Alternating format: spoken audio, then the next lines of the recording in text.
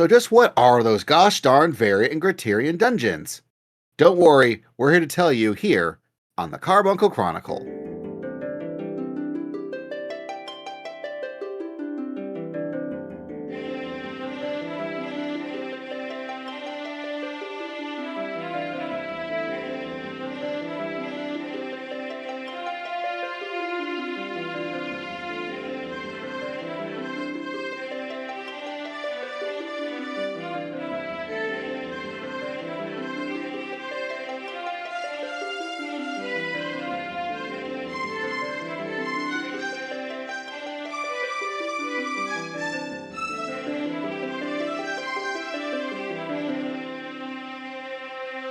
Hello, adventurers, and welcome to the Carbuncle Chronicle, your podcast for everything awesome in Final Fantasy XIV. I am Basil, and I play a character named 4K Rydiske, who's usually a summoner on Leviathan. I'm Anna. I play a Lala named Cormia Rydiske, who's usually a dancer on Leviathan. And I'm Tobias. I play Nanawai Silvestri, a Lalafell content creator that loves Endwalker. On Leviathan. Exactly, on Leviathan. Well, mostly. I should have said most of the week I'm on Aether, because that's the only way I can do any of the high-end content. Well, that's a different issue that unfortunately has a solution, which is everyone moves to Aether when they want to do hardcore content. Or a regional party finder. Right. That's probably going to be the eventual solution, but until they can create that solution, everyone's just going to go to the physical, set of data centers, that people expect to do the high-end content, which apparently is Aether. That's just, it used to be, Tobias, in the before times, before you could actually take your character and take them wherever you wanted to go, at least within, the continental set of data centers for your areas, whether it's, Europe or Oceania or, Japan or the Americas, you would get people doing, people would create,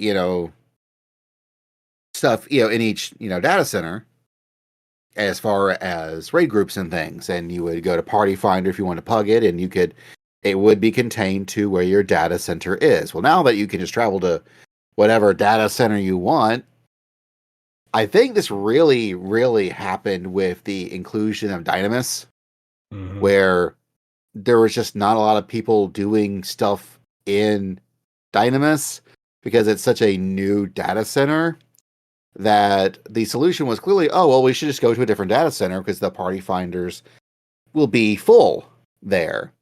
And we're like, well, where do people really do the hardcore raiding? Well, the reputation is Aethers. So they all went to Aether. And so everyone else, I think, went to Aether. And now it's all Aether. Even the online internet, Final Fantasy XIV convention, it's all just Aether now. I think it's funny that we pretty much reverse engineered commuting to work in the game. Yeah. Like, you live in a suburb, Yeah. You live on Primal, but you commute to Aether to actually do work. It's kind of funny in a way. Like, I don't think it's necessarily a bad thing because, you choose your data center and your world shard based on where you want your home to be and your FC. But I feel like that doesn't really matter as much as where you want to actually pick up and play, and you have pretty much people taking the interstates to the next city over where they do everything. And honestly, it's not the biggest downside to that is I don't get FC buffs when I'm over there. Because I would put up food buffs or durability buffs or whatever would be helpful for raiding. But then when I go to Aether, I don't get them anymore. It's not that big of a difference, but it's still nice to have. Yeah, and for me, it's really a case of the reason why we're on Leviathan is because when I started playing Final Fantasy XIV, 8, 9, how many years ago it was at this point, I didn't know where to go, and so I was on Facebook at the time, like, hey, does any play Final Fantasy XIV? Because I need a server to pick. And an old coworker of mine went, hey, I'm on this server. You should come to this one. And no one else said anything else. So I went, okay, I know at least one person over there. That's good enough for me because no one else spoke up. And so that's why we're all on Leviathan. Thanks to her. And she then had a wife, but they moved up to Canada and I don't see them anymore. And in fact, they don't play on Leviathan anymore. So it feels a little weird as far as that goes. But by golly, we've made it our home and we like it there. We have houses. We're never moving. It's kind of funny because we think of it now. You think of things like Ether as the high-end content. You think of Dynamis as the new place, for the empty place where you can get new homes. We have all these sort of ideas of what these places are and like to avoid Balmung and stuff like that. But back when you guys were started off, like that community didn't really exist yet. So I kind of wonder, for people who've been involved for so long, how do you feel about like the cultures that have cropped up with these data centers? I mean, I really didn't used to care until I couldn't raid on where I was. Yeah, because back in the day, Anna could raid on Leviathan because people had no choice. They wanted to raid. And Primal, they had to raid on Primal. You had, if you wanted to raid on Aether, you would have to make a character on Aether, in an Aether server. I still like the various, eccentric necessities, bits, unique bits and bobs that, servers will sort of create for themselves. Like, for example, even back then, Balmung was known as the RP server. I just didn't know that when I was signing up for characters. I like the concept of RP, so I probably would have made my character on Balmung had I known, but I really have enjoyed my time on Leviathan, my time in Primal. Like, for example, it is a Primal thing, not anywhere else, for the whole concept of taking the Bone Dragon up north in Crystal Tower in Labyrinth of the Ancients. Like, that's a Primal specific thing that people in Primal do. I think it's a good idea. I get why we do it, but it is very uniquely a Primal thing. Mm-hmm. And I think that's neat. For sure. I just think that now that we've got the ability to travel between data centers, I wonder if some of that culture is going to be lost. I wonder if you're going to have newbies that just jump on Dynamis because it's empty, but they end up learning the commute. They're out. I wonder if maybe we'd be best served as a community to just have the game flat out tell you, this is where you go. Either is where you're going to go for a high-end hardcore content. Crystal, I think it is. Crystal's where Balmung is. Crystal's where you go for the role playing. I know that in my brief time in WoW, they did label servers flat out as like RP servers. So I wonder if at this point maybe 14 would be best served by doing that as well. I think because it's something that these reputations have accumulated through the fandom, I think the Square Enix team, they don't want to like flat out say things. They don't want to, blessedly anoint the Crystal data center as the RP data center, right? Because there, like, for example, there still is a role-playing community on Leviathan, for example. Like, things do happen in other servers. It's not just one does one. I mean, it's different. You still get a little bit of everything. And I think really the trick is going to always be, no matter how you label these various data centers and servers, you're going to probably want to play where your friends are. Yeah, maybe if someone is just logging into 14 site unseen, knowing nothing, that might be useful. But I think a lot of folks at this point, if they're going to play, besides just a general hype, it's probably because they know somebody else who's playing. Maybe it might be a case of, we keep saying, hey, we play on Leviathan, and maybe someone who goes to one of our Final Fantasy XIV fan panels, they go, well, they mentioned Leviathan, maybe I should try that.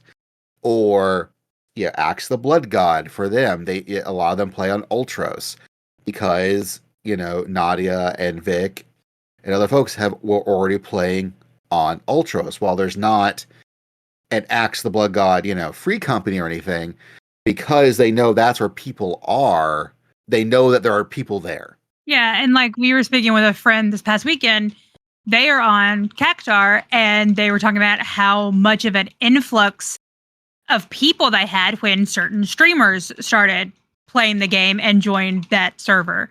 So it's just a varied reasons as to why you pick your server. Yeah, it's kind of interesting just how that comes down. It really is. It's almost like a sociological experiment to see how these things break down. And I find that interesting to see how it evolves because of this interstate that the data center travel has created, and how it's changed things almost naturally. And another example of things she's also changing is that I know another friend of ours, she's actually changing data center. She's moving over to Crystal. She wants to be more involved and be heavier involved in roleplay stuff. So she actually sacrificed her house, which is a crazy talk. I'm really surprised that she did that. But she wants to be able to just log on and she doesn't want to commute to roleplay. That's where she wants to live. And so she's making that, she's uprooting herself and moving on over there. So all the best of luck to her. And hopefully she can land another house one day on Crystal. But They also just got married. that's true. Congratulations, Star. Hopefully everything starts coming up roses. Coming up crystals, you mean? That's yeah. Crystal roses. Yeah, there we go. Just flowers.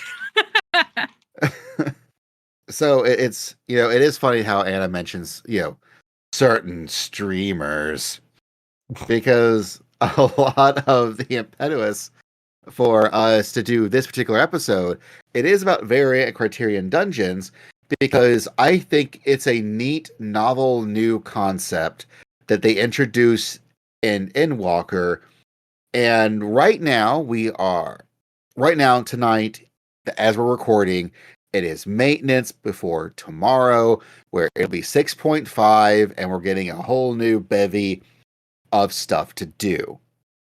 Which also means that we are on the very tail end of a current Final Fantasy XIV expansion cycle.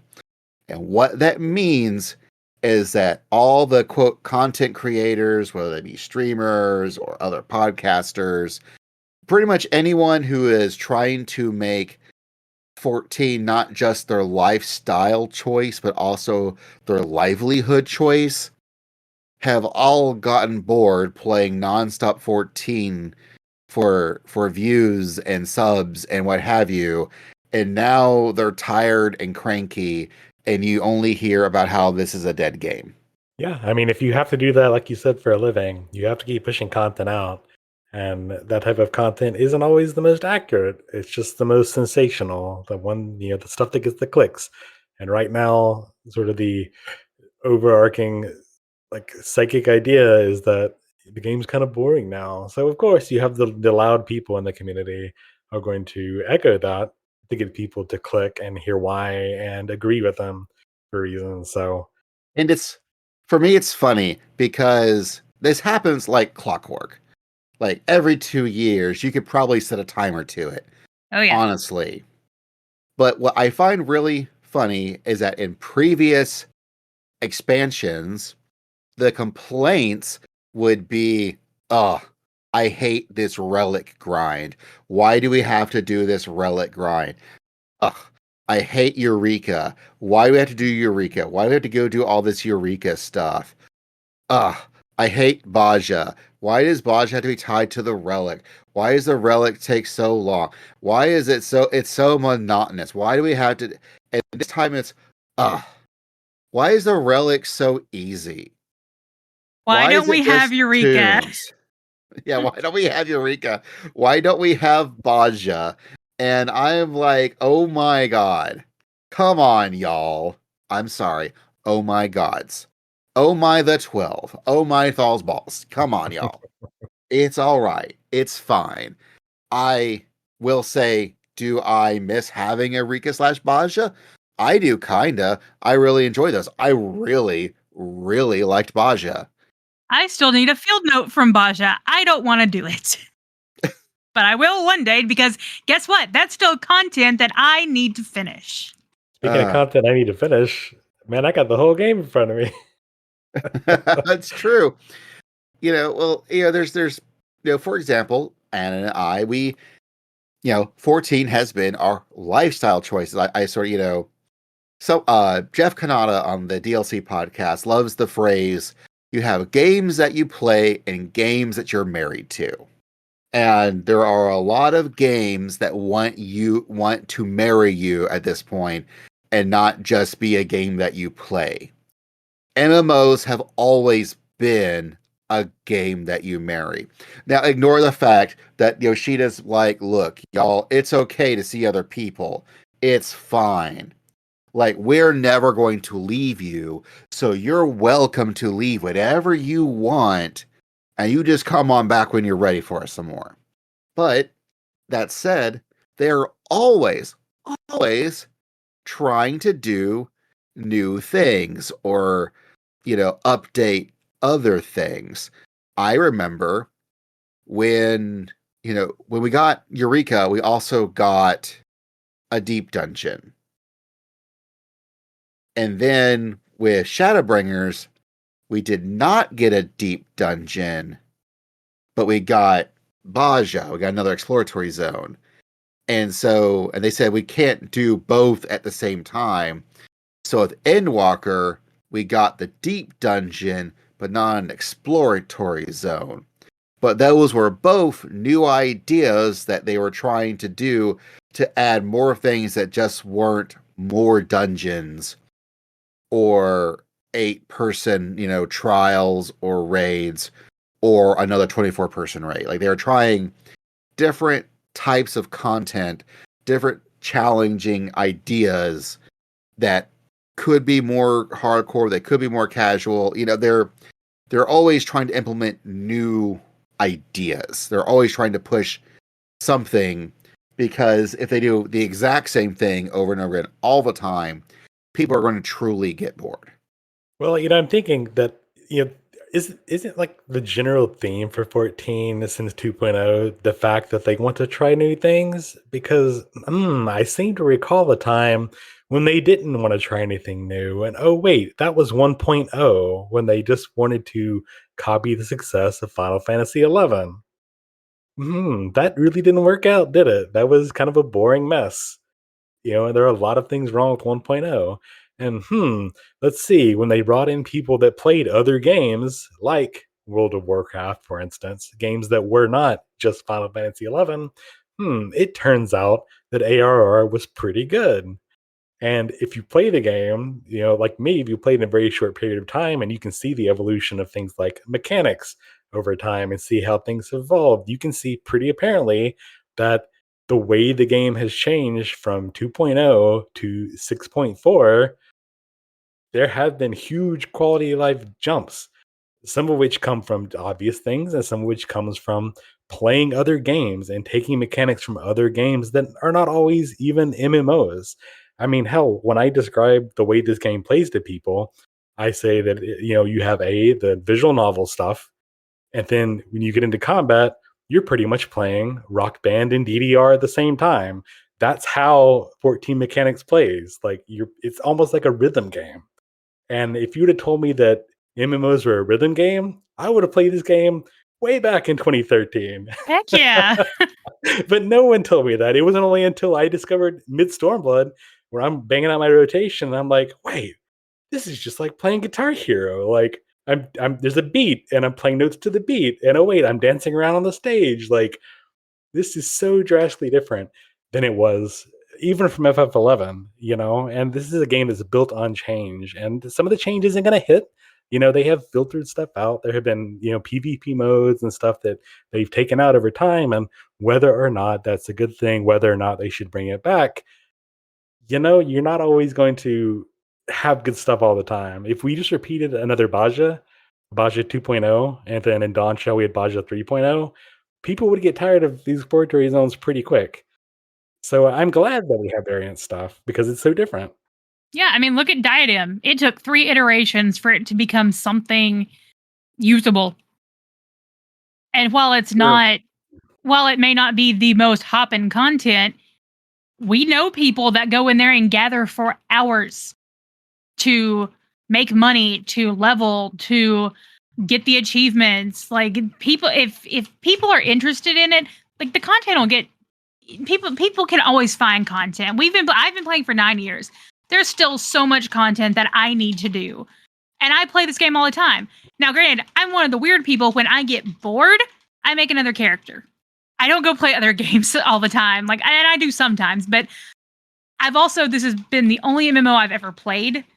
And so I think it's probably akin to the people that started in WoW Classic and all that and played throughout the years. Like they played, so many different characters for different jobs and did so many different things in that game. Like that's what it is for me. And so there's still, like I said, there's still so much content that I haven't done. What is it? Someone yesterday, it came out that they had gotten all almost 2,500, almost 2,800 achievements in this game. I kid you not. I have looked at my achievement list and went, I should just start from the top and go down and see how many I can finish. When I saw that, I did for a second thought that was you. I was like, wait, did Anna do this? Did she not tell me she did this? No, I haven't done that. But that's other like I don't ever want to do another Zeta weapon. I did one Zeta weapon for the kettles. I don't ever want to do them again. Will I? Maybe. If I get that kind of itch to go get all those achievements. And that's the thing, like if you want to do something in the game, there's something to do. You just got to find it. And it's just like this year in particular, like for a game that is built on inspiration from so many other games, we are in a year, 2023, where there are so many important big games that are out right now. And maybe it's just me, maybe I'm lazy, maybe I work too much or too little, and I don't, I'm behind on all the games this year. How are you guys out there in the internet world like caught up on 14 and also caught up on Zelda and caught up on 16 and caught up on like all these other games that have come out? How? Please. It's their job. Share me your things. I just wish the people who listen to these, like, sure, you're gonna have people that do that, and like I said, they thrive on controversy, but like the people that listen to them, like, come on, look around, like, usually exercise some critical thought. And I will say that and I want to say that there are no complaints, or all these complaints are invalid, in that I do get some ideas. Like, for example, where we talk about the variant Criterion Dungeons, and people have, some complaints that they're actually, it sounds like they're trying to figure out on better ways to tie rewards from the harder Criterion Savage stuff to actual upgrades that you can actually use as far as your eye level stuff goes. That makes sense. That seems incredibly valid and will give people a reason to do the harder versions of the variant Criterion, besides it being a really neat idea. There are folks that do not enjoy the spreadsheet aspect of Island Sanctuary, where either A, you have to figure out what's the maximum best way to do your exports to get the max amount of the currencies to spend in the island, or that people have already figured it out through using spreadsheets and bots or whatever. And so now that's just, you can just follow these instructions. I played it as, I think, somewhat intended as my Animal Crossing analog, in that I have a set thing of exports and I just work what I need to do for those exports, and I get the amount of currencies that I get. And otherwise, I kick back and catch in the sites and being like, yep, this is my island. That's cool. I'll check in with y'all a couple of weeks. But, and there's another thing where I know people, I will say I do feel that there are two overall camps as far as the storyline as it is currently, from Endwalker to the beginning of Dawntrail. They did do something different in that Endwalker was an actual legit endpoint Normally, what they'll do is that at the end of an expansion, while the expansion will certainly have a finale, we will get the falling action, the as they trail off, haha, Dawntrail, of the story, and then they'll start ramping up to the next expansion. Whereas this time, because they spent so long giving it like an actual, like putting a period on the Highland Zodiac arc, and Dawntrail will start a new arc of some sort. What we're getting now is a different story. It's an important story. It's a story that probably does need to be told. It possibly could have been told as a quote unquote side story, but honestly, that's getting to a different discussion where I feel all the optional content storyline wise, none of it's actually optional. And that's a different tangent. The tangent I'm going on is that you have people who like Final Fantasy IV, they're sickos for Final Fantasy IV, and so we're eating really, really good right now. Holy crap, are we eating good? Or you don't give a flying flip about Final Fantasy IV, and a lot of this is not ringing as well to you, which I don't get, because even though you might not be into 4, I don't know how anyone is it down with 0 and having the 0 adventures. But then you have the weird third camp where I'm in, where I didn't really like 4, but I've also really been enjoying the content and the bosses and stuff. I really feel like the references here have been very enjoyable. And I never played it 4. Yeah, but at least you watched all my streams that you can find the VODs for on YouTube at its basal time when I played through the Pixel remaster of 4. Right, Yeah, sure. everybody? Yeah. Yeah, sure. But no, I agree that it's kind of a weird spot. They're doing something different this time. There's not like it used to be point 3 was the finale to the previous thing. And then point 4, we were already on the on-ramp onto the next thing. And it was a very steep on-ramp, whether it be stuff with Ilberd or people getting isekai'd or whatnot. Like, we don't have quite that step yet. Of course, we don't know what the last patch is going to be. I'm kind of hoping that we see something that's going to be revealed in the Euro Fan Fest trailer, but we'll have to see. And like I said, this possibly could have been, for example, we've had stuff like the Warring Triad set of raids, or experts, or not experts, goodness gracious, extremes.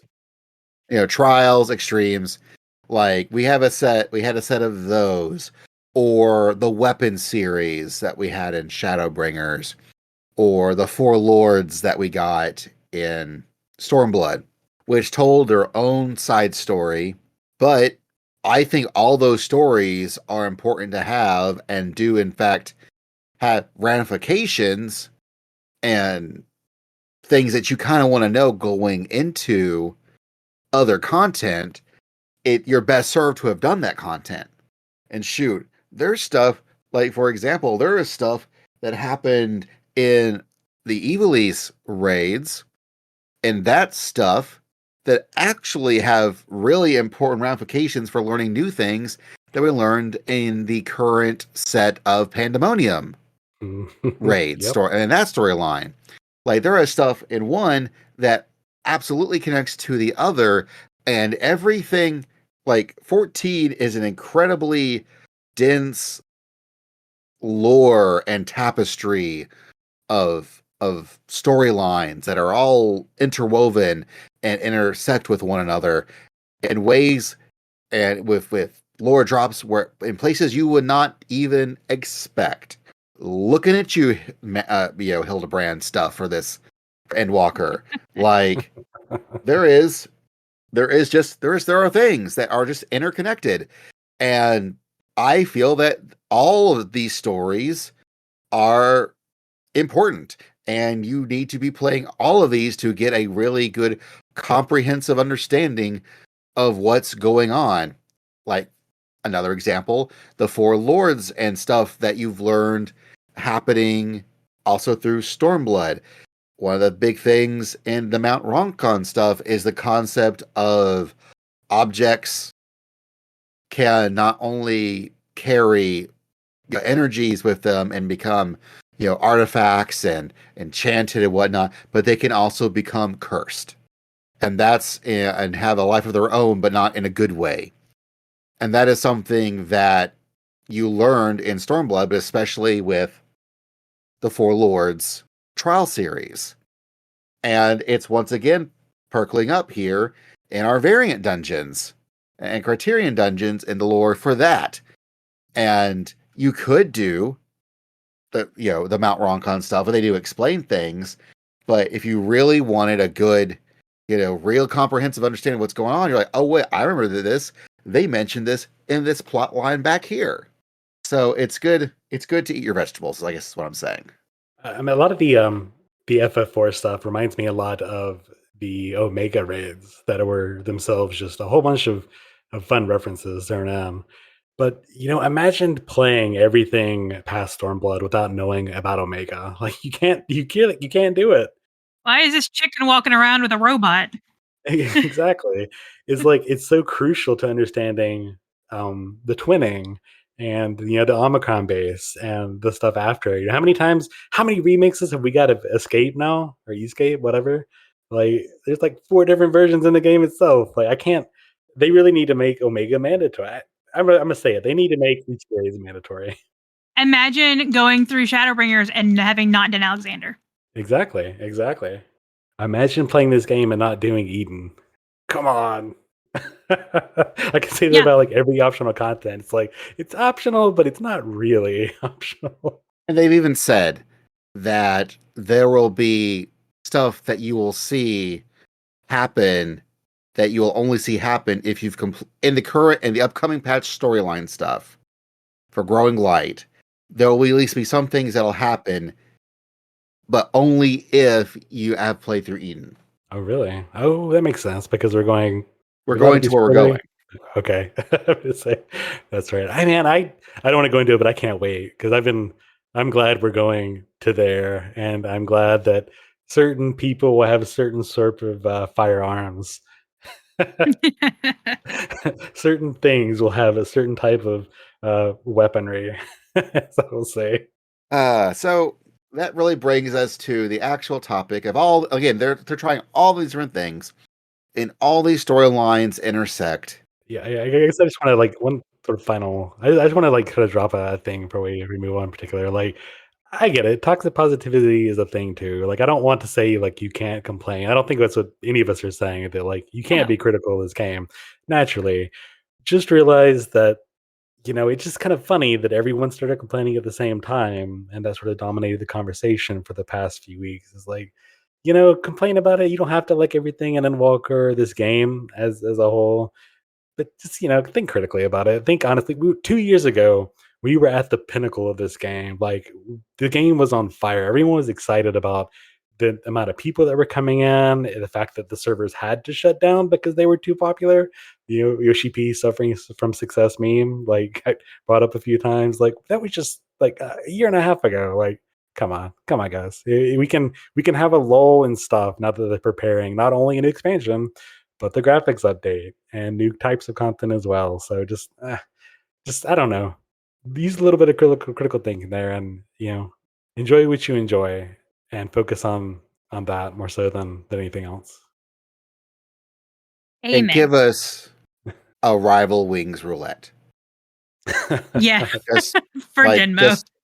Do it for Denmo. Like it's his favorite thing in the game, and he only gets to play it when Rival Wings is relevant, and it's only relevant during the Moogle Tombstone events.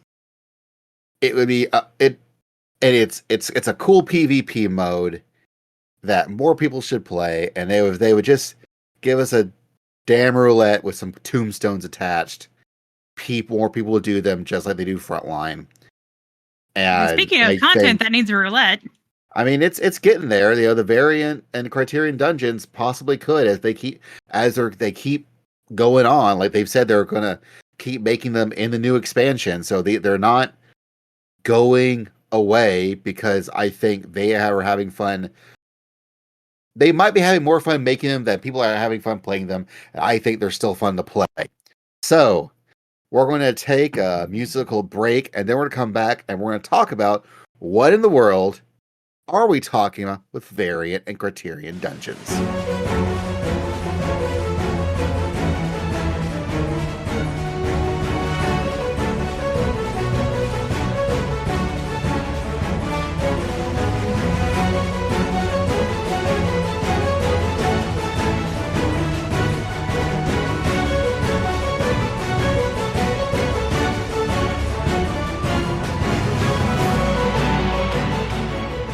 So we're back, and we are talking about the Variant and Criterion Dungeons, which is a whole new different thing that they've introduced in the post Endwalker patches. Specifically, it was 6.25 in the Buried Memory set was the first one.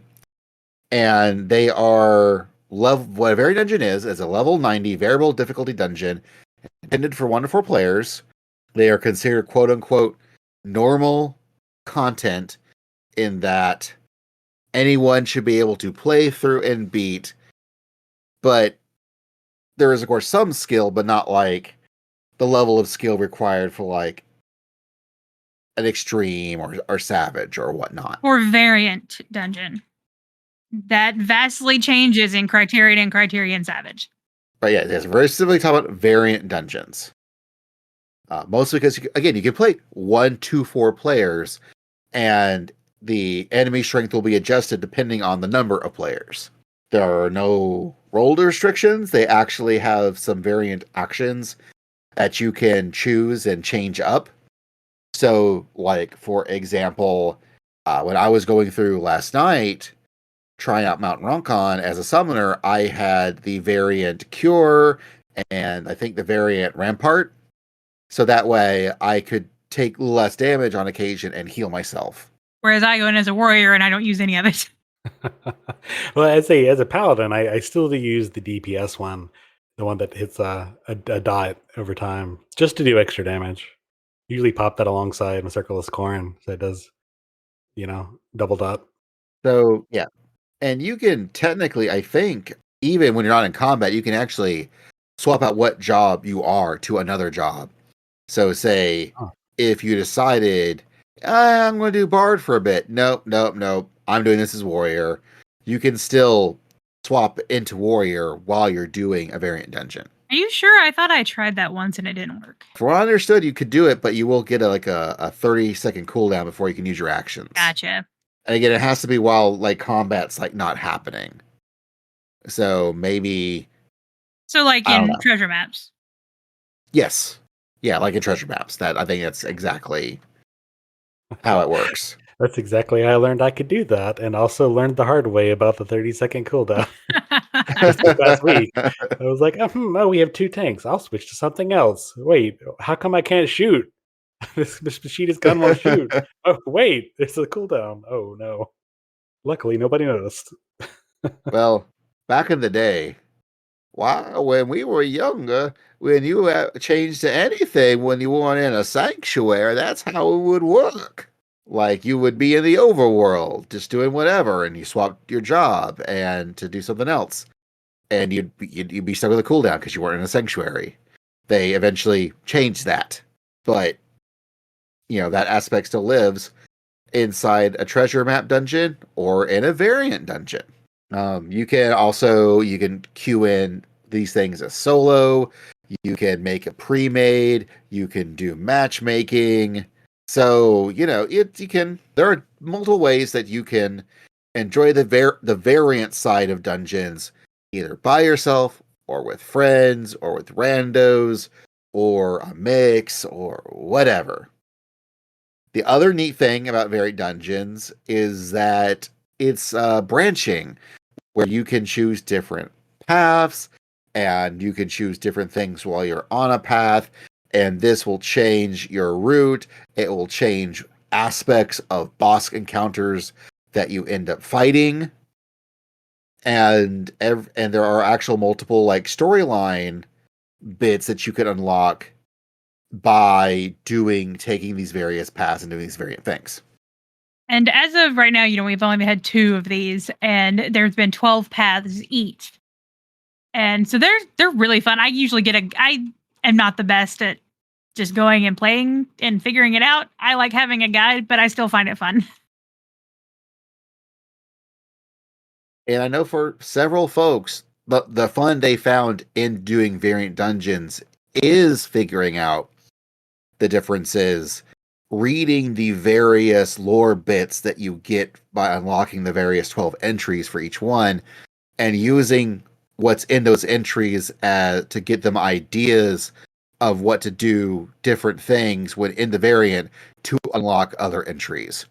And so for them, the fun is not just playing the variant, but also puzzling out the other entries in the variant dungeons.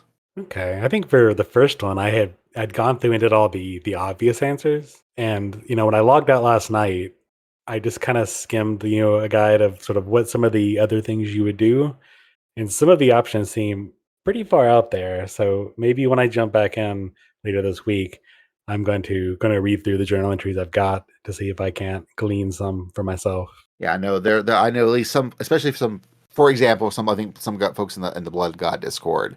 Some of them were like, oh yeah, I did this, and once, and I did this, and they're like, oh okay, yeah, they were, the figuring it out is part of the enjoyment they're deriving from doing variant stuff. And I think it's just really neat that this whole thing is that you also get some tombstones of like comedy and causality, at least as far as it goes right now. Who knows? Maybe in a year it'll just be poetics. But right now, it's giving the current tombstones that you would want to use to buy better, higher eye level gear for your characters to get them ready for the next expansion or to do the high-end content that currently exists. And this is a way that you could technically do it entirely by yourself if you wanted to. And I think that's neat. And there's a lot of great like loot to be gotten from variant, especially. I know some people will even farm that and sell those items to make money. But yeah, it's really neat. And I like that, once you complete all 12 of the paths, you get a mount. Like usually there's 2 mounts tied to variant and Criterion. One is through Criterion, and you can complete it, I think, 25 times, and you can buy it unless it happens to drop. But for the people that don't do the harder versions, you just do all 12 of the puzzles and you get a mount. And usually I like that mount better than the Criterion mount.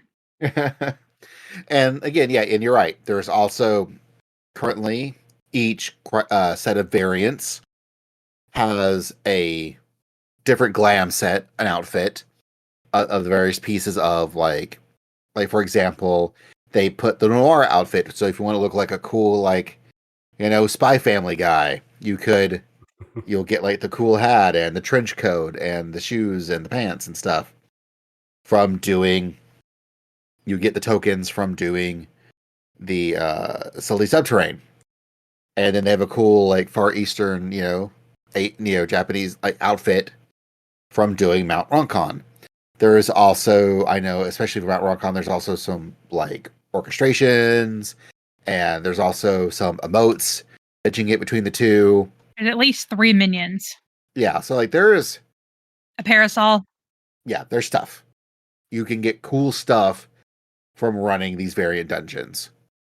And they're also, a lot of them is sellable, so a lot of folks will just sell them for it and it is currently, as of this recording, one of the cases where enough people are running it to be able to put stuff up on the market, but there's not so many people doing it, driving the prices like super low or anything. Now they're pretty high. So if you want to do it without spending lots and lots of gil, you should do it. It's a good time. Yeah, I mean, I'll say as the person sort of doing it casually myself, I think of if unless you're really going through and like going through with a fine tooth comb and trying to find every route and do everything, it can be a little repetitive, but it's also really just kind of casual. It's nice to just go on a little adventure with Nanamo and see what she says about growing up and her parents and whatnot. It's just fun little story content through that. So I think that because it's not as intense and the rewards aren't as crazy new like best in set gear like doing extremes would be, that you don't see a lot of people doing it. But I mean, hell, it's still fun to do, even in the lead up to like before the lead up to this podcast. Like if I got some time free before I go to bed, why not jump in Sylvain for a little bit? And even though it is quote unquote, you could do it casually, the boss fights are still boss fights. I'm still figuring some of the boss fights out, and I've ran each a couple of times. Mm. And also, the bosses will differ depending on how you progress through your route. And also, it could be the same boss, but they might have different attacks or different things happening based off decisions that you made in the middle of your route. So there is a decent amount of figuring out what mechanics you're actually dealing with when you're doing that, when you're fighting that boss, and still, figuring it out and also actioning the things that the boss is doing and making sure that you don't die. And especially for solo runs, if you goof, well, that's it, because there's no one to res you. You're just done. Time to restart and try it out again. Yeah, that's the thing I've enjoyed about soloing is that even though just working through their HP bar takes a long time, you are responsible solely for your survival. You're responsible for learning the mechanics, learning where to dodge. That's why I like the strategy behind the variant actions. I go in with cure and with the whatever the dot is, because even as a paladin, I can heal myself, but cure works double time. So if I do screw up, I start having a bad run, I can sort of save myself that way. And sort of key up what you were saying about the variant, haha, boss mechanics. Like in Rokon, particularly, like the first boss is going to be the Shinobi, and like one of the first times I did it, it was raining and there were like mud spots, and she had a like a what do you call, like a shadow clone jutsu from Naruto. But then like you take the other path and you're inside the temple, and there's like these little oh, what do you call the dogs? The little Shiba Inus that show up, and the Shiba Inus are casting spells at the same time that she's doing her Naruto hand signs. It's just like the variety of those mechanics and the way they work together. If each run is different, and I find that really fascinating. So yeah, no, it's really really fun to try variant. Whether and it's been fun with people too. Like we were running it with some friends, and I think we were doing at the time there were six of us, so we ran as two sets of three. And we were like, yeah, which should we do here? Oh, let's do this. Okay, let's do this. Oh, that happened. All right. And it was just fun, just rolling through some stuff with some friends, and things were happening. And it was just a neat way to experience it, as a group, and besides just running it solo. So it's, I think it's a really fun time, and it may not be super ultra mega hard, but there's enough friction to be interesting and have fun with it. But if you want the friction, don't worry, they got you. There is the Criterion Dungeons. Now, I actually haven't done any of the criterions. I assume both of you have. I've done the Sildine Subterrane Criterion. I did not beat it. I've only gone in once, but the level of difficulty is way higher. I believe it's pretty much on the high extreme savage difficulty, because the trash can kill you. The trash can kill you. The mechanics for the bosses that I did with the Syldian Subterrane, like they were hard. Like they were very much like savage level mechanics. But once you got them, they weren't too bad. And the savage version of it pretty much is you can't die. Well, in the Criterion, you get, I think everyone gets one raise. That's it. You get one raise. And so at that point, if you can't res anymore, you're just out of luck. And then with Savage, you can't die. And you have 27 minutes, I believe, to clear the entire dungeon with no deaths. And where Variant Dungeon has great rewards, Criterion does not.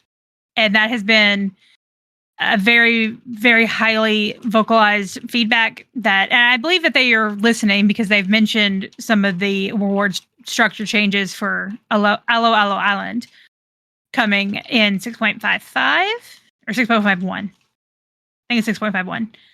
6.51 end of October. So they're looking at maybe adding even like upgrade materials for gear. Something that makes it worth doing, because right now a lot of people, they do it when it releases, but there's no reason to continue doing it. And I think they're fun. I wish, like I said, I wish the rewards were better and I would feel more inclined to really go after them. There's a mount I want, but I'll eventually do it. So, just for folks to understand what we're talking about, this is not, earlier we were talking about Variant. Now we're talking about Criterion, and Criterion has 2 levels to it. There is Criterion, and then there's also Criterion Savage. They are both preset layouts. You can only do it with a set of 4 folks, 2 DPS healer tank. You have to have your traditional light parties. And you have to, I believe, beat the Criterion to then do the Criterion Savage version. So that's what we're talking about. Mostly, a lot of times, while you could technically do it via matchmaking, chances are you're going to set up a party finder and get people grouped up that way to do it as a pre-made group. I think you can go in without a pre-made group. No, I'm saying there is matchmaking, but most people only do it now as a pre-made. Oh. I don't know how long you'll be waiting for it to do matchmaking. Probably as long as if you use Raid Finder to do Savage. Probably. And and Criterion, the only option you have is Variant Raise 2, which other party members can revive with, but everyone only gets the action once, but apparently it can be replenished on completing an objective for the dungeon, or if there's just a complete party wipe. And then, again, once you do Criterion Savage, then you don't even get that. You've got to just do it, or you don't.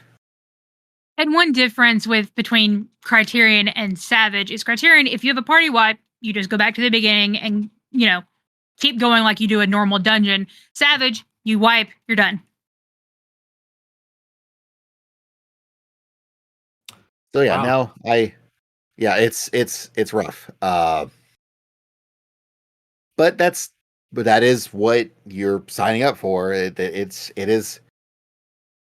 And supposedly, the way people talk about it is Criterion is tuned to be like a high-end extreme, and then Savage is, well, Savage.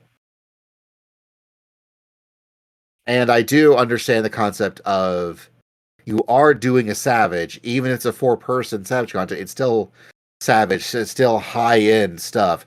There should be some form of drop to help you have better gear for that stuff. Like, I think you get those tokens that are unique to Savage and Criterion for dropping. You should be able to spend that on a Twine or a Shine or what have you to upgrade your Tombstone weapons and gear. Like, that would make absolute sense to me. That and makes total sense. I will say, people, I have heard from someone that does do Savage, they equate it to even an Unreal, because it is 27 minutes of constant, fighting mechanics. You can't die. If someone dies, you're done. Like, you have to be on point. And so they equate it to sort of an Unreal mentality because you have to be that focused for that long. You mean Ultimate? Yes, Ultimate, my bad. I think I have Thord and Unreal on the brain because I don't want to do it. Yes, Ultimate. Because Ultimate fights are usually anywhere from 15 to 20 plus minutes. And it takes a lot. And that's what the Savage version is you have to beat it within 27, 28 minutes and be good. Yeah. And for me, it's wild that this is wholly new thing. This is a new thing that they have just started doing with End of Endwalker. This is a new idea. And I'm going to go back to our previous pre-Variant Criterion conversation where I remember back in the day doing Eureka. And I feel in a lot of ways, Baja was Eureka 2.0. Where a lot of the ideas of how they set up the fates and notorious monsters and how you go through it, how you level up in it, how things work. I think they took, Eureka and went, okay, we think this is what works, this is what didn't work. And Baja really, really benefited from it. So I could totally see them taking these concepts of a lot of the stuff they've got works in this already. Like, Variant is super fun. Mm-hmm. It really feels like to me that what they need to really sort of iron out is how to really encourage people to do the Criterion side of things. Like, Variant Dungeons, I feel, are in a way better spot currently than, say, Eureka was when it came out. People also don't remember that Eureka went through some changes itself. Like, there was the concept of the Eureka challenge log didn't exist yet when we started doing Eureka, and that suddenly became a much easier way of planning how to level up your character in Eureka by making use of a challenge log that did not exist when Eureka launched. So I feel that they kind of jumped into Variant as far as the design goes with a pretty darn good design that is a good foundation to build up from.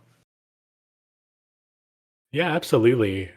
We look at Sildine and then you look at Mount Rokon, like there's so many just vast changes between the two, just the way that things are designed.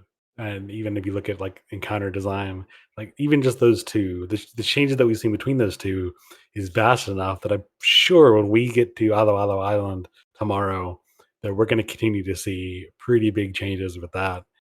So if we get, somewhere in the Dawntrail patches, a revised version of these first two that match whatever changes they will have made to the design philosophies, yeah, and I think we got solid ground here. They just, of course, there are kinks and issues that they need to work out. I mean, honestly, the only really big thing they need to do is figure out a good reward system and then just put it into criteria for all the Criterions that have come before, whenever they do it. And they can easily do that. They always adjust rewards for various dungeons and treasure maps and things like that. So I feel like that would be, once they figure out what needs to drop, then putting it in won't be a problem. Also, I just so you know, Tobias, we're not getting Ala Ala Island tomorrow. That will be in the 0.51. That'll be at the end of the month. Oh, okay. After FanFest. So thankfully, by the time this episode gets released, hopefully, knock on wood, we're talking about before Ala Island has come out. It won't be January, at least. No, it'll be the end of this month. I get my fairy with a gun sooner rather than later. It's true. Yeah. You can go on a date with Matsuya and sell fish. Oh, really? How did I miss that? Hell yeah. Yeah, Matsuya is your dungeon date for that one. Oh, Oh, wait. Oh, it's okay. For some reason, I thought we were going to the first. That story. Okay, okay. For some reason, I guess I thought that was Other Island, which has confused me because sort of the Islander stuff we haven't really seen on the first yet. So Right. it was weird that we were combining the two, but anyway, um, yeah, no, I like I said, I like the idea the variant builds on here. Like as someone that hasn't touched Criterion and Criterion Savage, and probably won't for quite some time. I like that they're there. I like that they exist for the people that like that sort of challenge. But I still just think that this base idea that they've got is on solid ground. And unlike something like Eureka and Valja that takes a lot of time to level and to work your way through, you don't really gotta grind too much to do that. Like you can run through a run of either and get the quote unquote experience in a nutshell, what in about 30 minutes or whatever, however long it takes you to beat the bosses, really. And I really enjoy that aspect. I am honestly still kind of surprised that they didn't tie the relic stuff into these variant dungeons. I could see that Like, happening in the future, though. I could too. But I remember, when they were announcing what we were getting, when they announced the concept of variant / Criterion Dungeons, when it was just like a line item in a live letter of these are things that we're going to maybe making in the future. And I was like, that's Relic right there. Where they're placing it, that makes total sense. That's going to be Relic stuff. And it wasn't. It's just this whole other separate thing. I will say it is different that you don't get any sort of combat stuff out of it.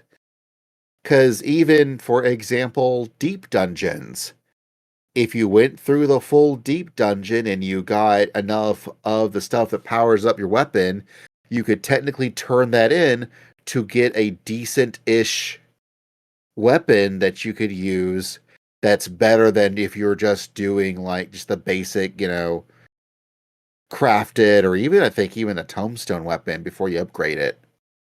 Like it was a decent-ish weapon. I don't know if that's the case for the Orthos, but it was a way back in the day that you could get a weapon to at least make use of before you really get a really good weapon later on, grinding out harder combat stuff. And there was just nothing like that here. It is all just sort of optional glam stuff. It's cool glam stuff, and emotes and mounts and things that I want to do and obtain. But it was interesting that they chose not to include anything combat related, even though it is combat content. It's funny you mentioned that because as soon as you started talking about the grind, I was thinking to myself independently, like, what are deceiver diamonds even for? And like, why didn't they just make deceiver diamonds the stuff you buy to get the ores for your weapons? Like that would have been that would have given the people a reason to pick, to pick the Nanimo path or to pick the Hancock path, because you get more of those chests that honestly, in my experience, those extra chests just end up being deceiver diamonds half the time, and they're useless. Like, why didn't you turn that into the relic currency? And that would have had people going in and in and in, over and over again, even with new people, if that was what you banked to buy the ores. Which, when I think about it, since they were so experimental and they didn't know if they were going to take off, I wonder if maybe that's the real reason they didn't, because they didn't know how Sildine was going to really resonate. So you didn't want to have your whole relic thing tied to something that you might drop, you know? Well, it's funny because that's what the whole Eureka Baja exploratory zones were. Their whole concept was that this is where you can do relic stuff in. Now, there were still other things you could do besides Eureka and Baja, and still get a lot of your relic work done through other grinding formats. My guess is that with the variant dungeons, because they're so quick, that if they were trying to make that something that you would grind out for relics, that they don't last long enough. Yeah. Like it's not where you can do one in like, potentially like as quick as like 10 or 15 minutes. Right. When you If have if everything. that, like you could, yeah, especially if you have a group of four, like I could see people like, who are on top of their game could burn through it real fast. It's kind of like people doing like the first round of Pandemonium. People were just burning through that boss so quickly in Alliance runs, Alliance normals to get Moogle tombstones. Like, I think that was the big. People just set on that and just killed that one boss so much just to to watch the Moogle tomes go up. Poor Ecthonius. Uh, so yeah, I could see them going. Variants are cool, but they don't take all that long to do. And so if people try to like grind this out like a lot, that would be. I can see that not being such a good idea. But it does feel weird that this whole new thing just was not. That's right. That was not connected to actual combat stuff at all. But what you do get are just really neat, especially if you're a lore nerd. They're both are just great little zones, like the Sildine subterrane. It is a whole area that has always existed underneath Ul'dah. That before this variant dungeon stuff, you got to go through once when you were doing stuff and the storyline leading between ARR heading into Heavensward, where everything was popping off at once, and you ran through this area in a cutscene, and then we knew it existed, but we never saw it again. But now you get to explore it freely with Nanamo hanging out with you. And as you do that and you unlock all the 12 entries, you can learn more about it. You get to learn more about Nanamo and like her deal. And that right there was like awesome. Just having a chance to go hang out with Nanamo in this little cool variant dungeon by itself was really, really neat. And Mount Rockon, which is the current new one. I'm about to get Owl Island, but right now it's Mount Rockon. And you got to hang out with Hancock. And for me, that was wait, I have to deal with Hancock? Really?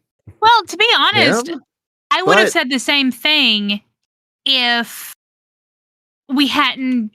I really liked him towards the, during anytime we saw him at Endwalker.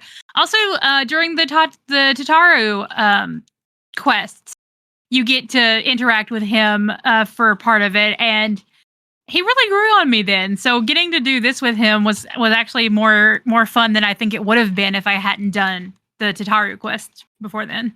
Yeah, I can't remember if he ever gets voiced in Stormblood. I don't think so. Yes. Okay, well, my headcanon, no matter what, my headcanon has overwritten him being voiced by John Oliver, which I think kind of sets the tone. Like, you're supposed to dislike him because of his association, but really he's a hapless like dork. he's a British twit, really, like almost immediately. So he's kind of someone he's a comic relief kind of character. So that's why I didn't really mind him going into this, knowing that he was just going to be a comic relief. I really don't like the organization that he himself is Oh, that's attached right. to. And so that probably didn't help. But then also we've gotten to meet and know Mipa or Melissa Sternenberg. She's a 12 loving, He's a Hancock stan. Hancock stand. Yeah. Like I did, and I'm like, wait, that's someone that's a thing that someone could be. And sure enough, she is. And you know what? More power to her. I'm glad that she gets to go on dates with Hancock, because fellow Carbuncle chronicler, Umi, if he got one of these with Graha, we would never see him again. Why do you think I don't run Catesis Hyperborea with anything but duty support? Except once, and that was not my fault. I was forced into that. But there's a reason I run that dungeon with duty support only. But yeah. So and for me, the whole thing with Nanamo, I guess, was really awesome because, as I have said before in life, I didn't know what I was actually signing up for when playing 14, and when I started looking at, I knew that you could play whatever job you wanted, and I'm like, well, I want to be a summoner. Okay, well, Thaumaturge is over here. That's a magic caster. I guess that leads into summoner. No, that led to black mage. I didn't realize that when I clicked buttons, because they don't really tell you where it was going at the time. And so I picked Thaumaturge, so my home state started as Ul'dah, and in the starting, your starting initial storyline, you end up meeting Nanamo. And so one of the first NPCs I got to meet and interact with was Nanamo. And so the idea of being able to, after so long, to go back and actually get to do a dungeon with one of the first NPCs I ever met in the game, period, was really, really neat. Oh yeah, absolutely. I like having these characters show up and get to participate rather than just be in cutscenes. I do wish that they let them do stuff in the battle, though, even if they didn't program them like trust. You know how, like, in some dungeons, how there's like some enemies will show up, and some of the enemies in the background will show up, and like your NPC allies will go, quote unquote, fight the enemies. That their battle just happens to end when yours does. For set dressing. Yeah, but look at who we're running with. Yeah, it kind of annoys me after I run this for the 10th time that Hancock hides behind whatever every time we see a demon. I'm like, come on, man. You've done this like several times with me. Pick up a sword. Let's go. Throw Gil at it. Oh, man. Can you imagine Nanamo being a trust and you level up Nanamo? Oh, my Lord. We would never see you again. Yeah, that would be so great. Maybe one day, maybe it's in a later, variant, they could do that. It took them, speaking of things that they have iterated on and improved on, in a lot of way, trusts and / duty support is just the stuff they started working on with squadrons. And I hated squadrons. Oh, did I hate squadrons? But now I really enjoy. I always run a new dungeon with the duty support. But no, I hated squadrons. Oh, they were awful. They've done very well since then. Like, yeah, they really have, and I agree. And like the one time where I'm like, well, maybe I don't want to do duty support for this, as actually the upcoming dungeon in the Lunar Subterrane, because I kind of want to be like, hey, stop. Look at this thing. This thing is a thing from FF4, and it's cool. There's this elf. It's a dark elf. When you did this battle in 4, you couldn't actually use your weapons because everything was magnetized. So also expect magnets when we deal with that boss. All right, before we've had to have yammered on enough for a podcast. So I would like to get y'all's final thoughts about variant, and mostly variant, since we haven't really done Criterion. I guess Anna could give us thoughts on both, but some final thoughts on variant. So I think it's a great idea, a great experiment. And there is room for iteration. Like I said, we already see how Rokon's improved on Syldian, and I'm sure we'll see Alo Alo improve on the formula going forward. I guess the last thing I want to add is that I was complaining before FanFest about how we're never going to see more Eorzea, how we're going to keep going to new areas, and we're never going to get new zones in Eorzea or Authored or whatnot because we're past. But this gives us an option to explore these zones in greater detail. We talk about the history with Syldi. We briefly get that one Hildebrand quest way back in the beginning where we talk about the zombie curse and stuff like that. This gives us a chance to really dig into that without needing to devote space for a whole new zone or new quest in Ul'dah and Mount Rokan. I'm just glad that we got to go to Hingashi for real, because like we did Kugane, but we hadn't seen any of not Japan at all. It was all in Fantasy China. So the fact that we can explore a little bit of Japan, it makes my weeb heart grow 3 sizes being able to do that. And man, Crimson Rise, hearing like a variation of the Kugane theme, I love it so much. It's so great. So if we never get new zones in Eorzea and authored and other sort of areas that we skimmed over, if they keep giving us these type of little optional contents in those places to flesh these places out, I think I'll be happy. Yeah, like I think it kind of ties into what I am thinking on these. I feel like I would put these in the same category as Deep Dungeon. Deep Dungeon, we get various lore things. The newest one, Eureka Orthros, we get more story about Crystal Tower and the Noah, the whole thing behind all that. And I think I get the same feeling doing Variant Dungeon as I do with Deep Dungeon, in that I like doing it solo. I like going in on my warrior and just surviving and killing all the things and doing it on my own. And I like doing Deep Dungeon on my own. And even though it's a lot more difficult to finish, but I feel like getting a group to go with you into like Criterion and getting a group to go into like Deep Dungeon, I feel like it has the same flavor in a way.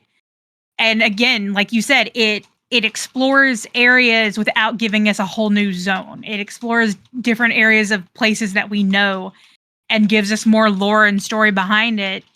And yeah, I think they're great. I really do enjoy them, and I'm glad that the team, 1, likes it, and 2, can seemingly pump them out pretty quickly.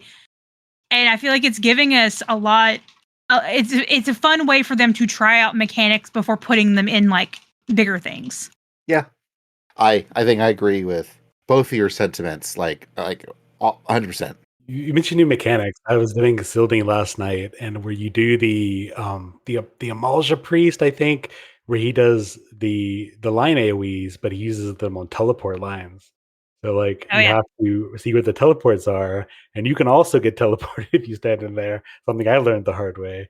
Yes, I love seeing new mechanic schemes like that. I know in Mount Rockon, there's a couple of mechanics in Savage that I know I felt like, why watch Mr. Happy do it? I know he was convinced Top was going to have those mechanics, and it didn't. So now it's just waiting to find out where it's going to show up again, because it was difficult, but it was fun. It's one of those mechanics that once you get it, it looks so cool. Yeah. And so, yeah, I fully expect to see some of these pop up in Savage or Extremes or even Ultimates. Yeah. Well, I also really enjoy, and this is not just Variant or Criteria or anything, they have done a very good job, I think, especially in Endwalker, taking stuff that they did in Savage fights and taking them and recontextualizing them for like dungeons or treasure dungeons. Yeah.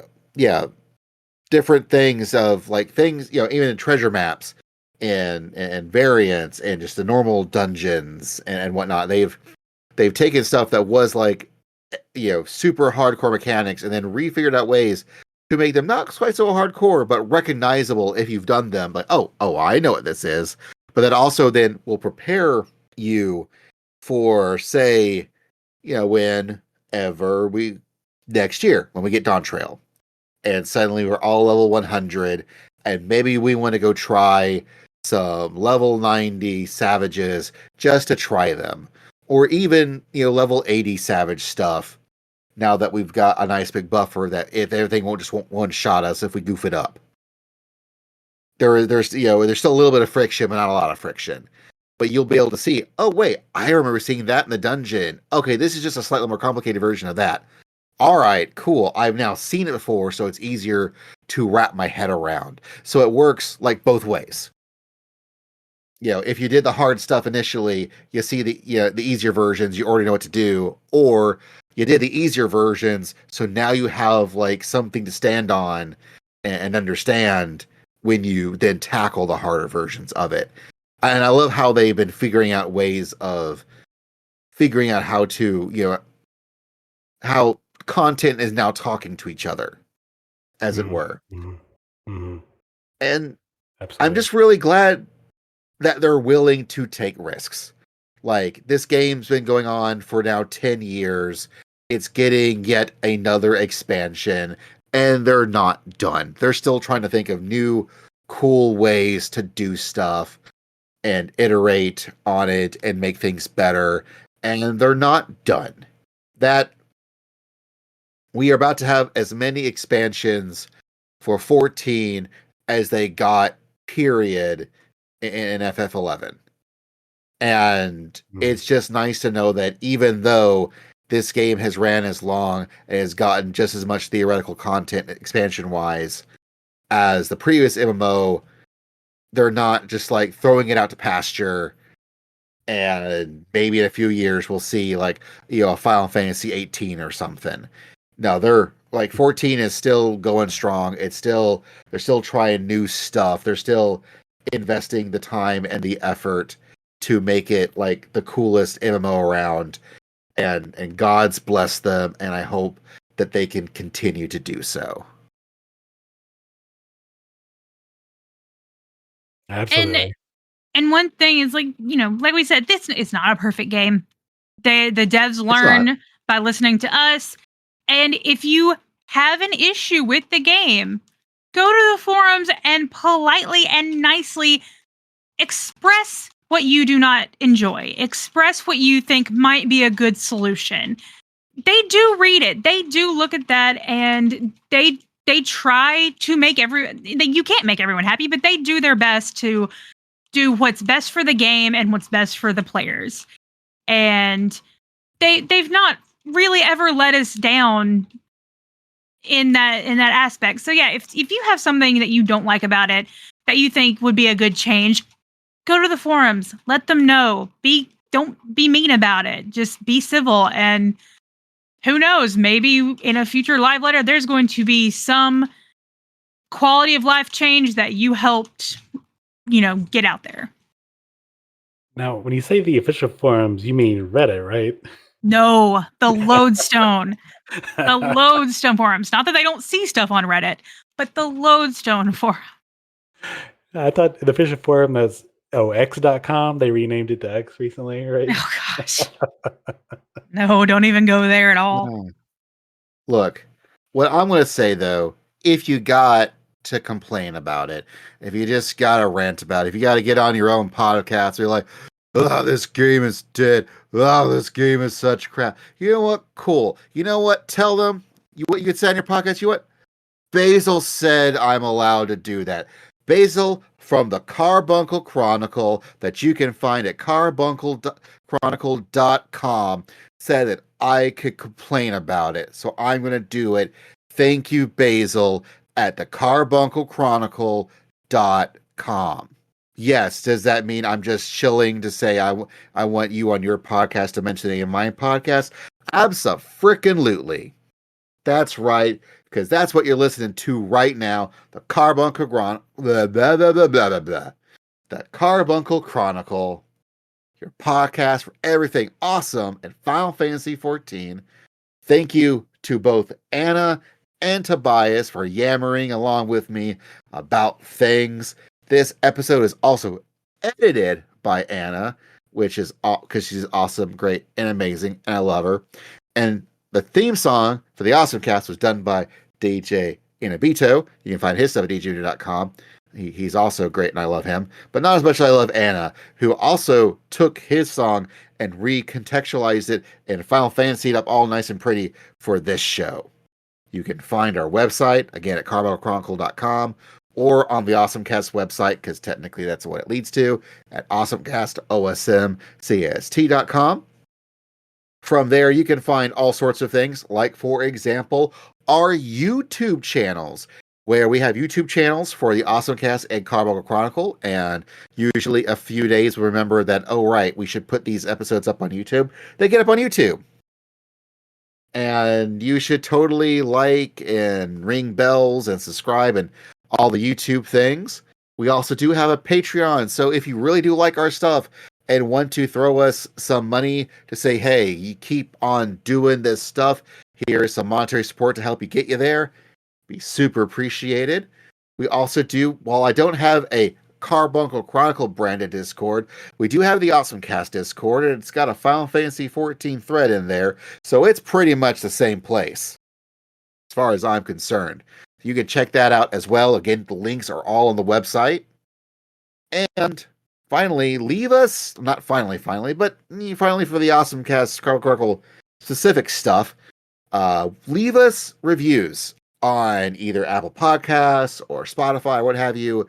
I mention Apple Podcasts specifically because it's the only place where you actually can leave, like, not just like throw some stars out, give us 5 of them, but you can actually say what you like about the show or how much you dislike the show, whatever. I don't care.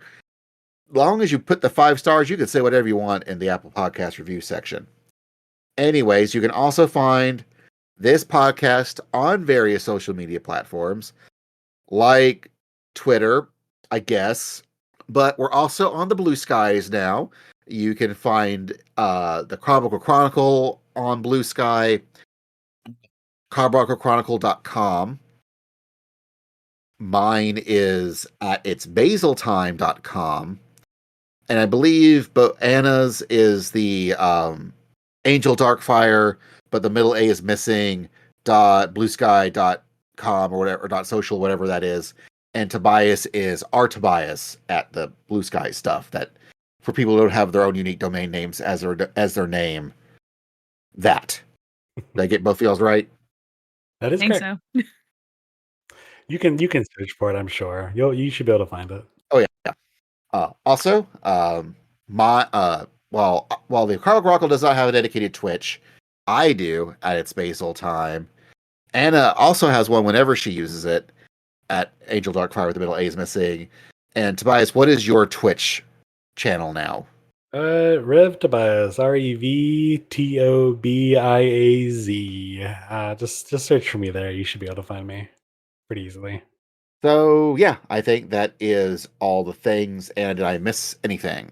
I'll say if you want more podcast about Final Fantasy XIV, but maybe also One Piece, I've got sort of the main podcast I come from here, Third Impact Anime. We've got a sub show out where I read through the One Piece manga at the same time that our compatriot Bill is playing through FF14. The idea is that we've taken our mutual loves for these things and we've decided to quit complaining to the other about why they're not engaging in it and to actually challenge ourselves to do the thing. So I know there's a lot of anime lovers here, a lot of manga lovers here. We've kind of really been on a One Piece kick lately. I've been sort of catching up to where Bill's progress is. We did our episode on Skype is released, and by the time this comes out, we should also have an episode on the live action series, I want to say, and possibly even the first part of Water 7. Yes, I meant to have you shill for Grand Line Born and Third Impact at the start of this show, and I forgot because I didn't write it down. And I didn't write it down again in the final things portion, but I fixed that for the future to make sure that you can talk about those things because that is important. Those Third Impact Anime is a great anime podcast, and a Grand Line Reborn is a really good One Piece and 14 podcast. Yeah, I mentioned that. I neglected to say that the show, but yeah, Grand Line Reborn, and that is at thirdimpactanime.com. And the art for our show, it looks really spiffy. It may be familiar to those of you who listen to the Carbuncle Chronicle. I have no idea why. It's not like I did the logo and cover art for both or anything. Anyways, so until next time, never ever forget, you tank the Bone Dragon up north.